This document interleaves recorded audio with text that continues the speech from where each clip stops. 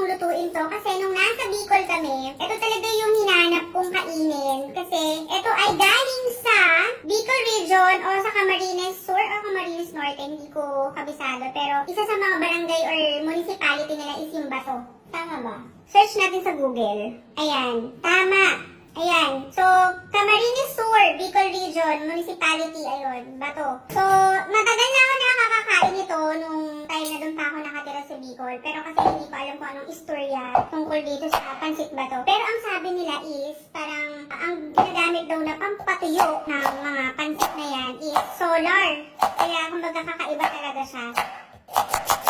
May pagkakahawag siya sa pancit canton, di ba? Pero, yun nga, iba sila ng lasa. Magkaibang magkaiba. So, ito hahatiin lang natin to. Julienne, pero half Julienne lang.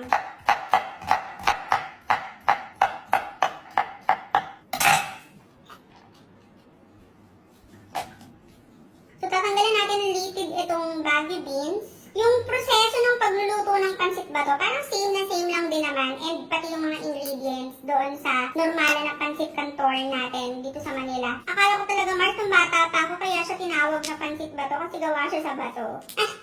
Char. Mama. Yes, girl. Favorite mo ba yung pancit bato? Ha? Favorite mo? Mahilig ako sa bato. Ikaw, mahilig ka sa pancit. Sa bato. Mahilig din. Anong bato yung gusto mo? Stone. Anong klaseng stone?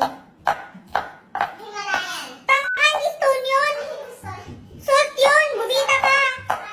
Himalayan, stone? So, ikaw pala si Darna kasi mahilig sa bato. Yes. Ang pancit ni Darna. Itong dalawa na to, ikakat din natin siya ng maliliit. Hati natin sa apat.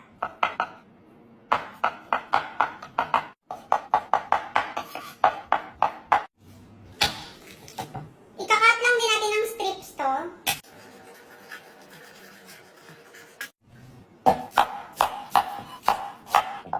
Langit ang buhay.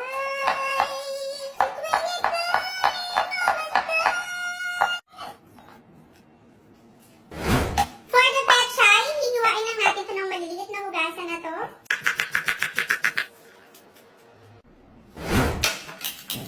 Oh well. Ikakayumanggi natin yung baboy. Patis. Pepa.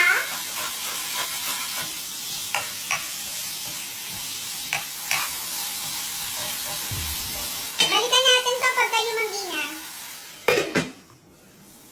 So ngayon na kayumanggi na siya, isa-set aside muna natin to. Wangba. Kapag lumabas na yung kaluluwa ng ating wangba, ilalagay na natin ng onion. Pinamihan ko yung onion para mas malasa din. So gigisa na natin sila all together. And then kapag lumabas na rin yung kaluluwa ng onion natin, pwede na natin ilagay yung dalawa natin sahog. Sweet balls, kikiam, carrot, baggy beans, same wok, dito natin lulutuin ng pansit, nawasa, maglalagay tayo ng toyo, mokma powder, brown sugar, pepa, more pepa, mas masarap. Maglalagay tayo ng oil para hindi sila clingy. Tapos hahalu-haluin na natin itong mga Mars. Hintayin natin kumulo. Maglalagay din tayo syempre ng Mega Prime Choices Spicy Oyster Sauce.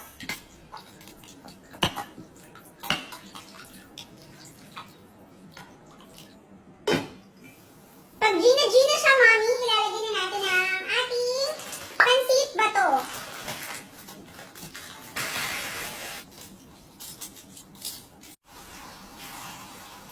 Kapag ka naglalapot na siya, ibig sabihin malapit na siyang maluto at pwede na natin ihalo yung mga sahog natin.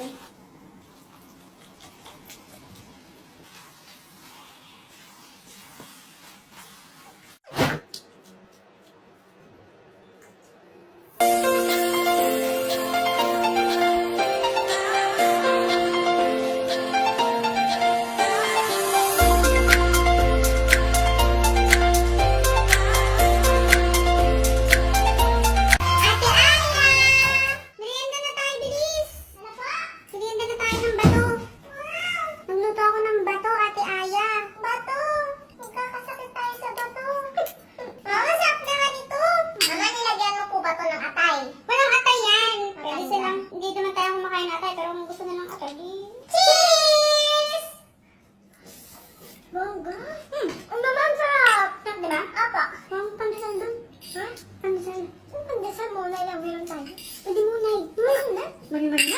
makukuha.